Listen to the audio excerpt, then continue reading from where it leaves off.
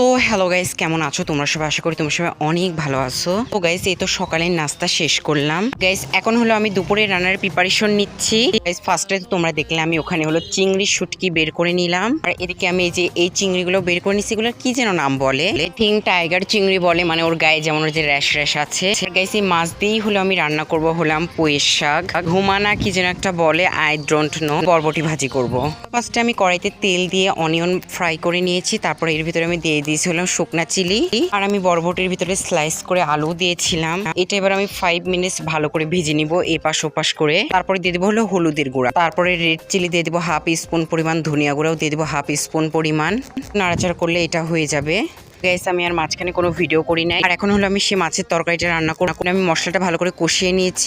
সব ধরনের মশলা দিয়ে মশলাটা আমি কষাইছি। তার ভিতরে কষানো মশলার ভিতরে এখন আমি চিংড়ি মাছগুলো দিয়ে দিব, শুটকি মাছগুলো একসাথেই দিয়ে দিব।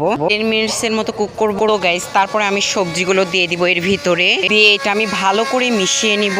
3-4টার মতো আমি কাঁঠালের বিচিও দিয়েছিলাম। তো গাইস, এটা হলো বেশি না 20 মিনিটসের মতো এটা হলো ভালো করে কষিয়ে নিতে হবে। আর এই দেখো, টাটকা সবজি দিয়ে রান্না করছি, তো কত সুন্দর কালারটা আসছে মাশাল্লাহ। আর চুলাটা মাশাল্লাহ অনেক ভালো জ্বলতেছে। তো এটা এবার আমি ঢেকে দিব। আর আজকের ভিডিওটা এতটুকুই, ভালো লাগলে একটা সাবস্ক্রাইব করো। আল্লাহ হাফেজ।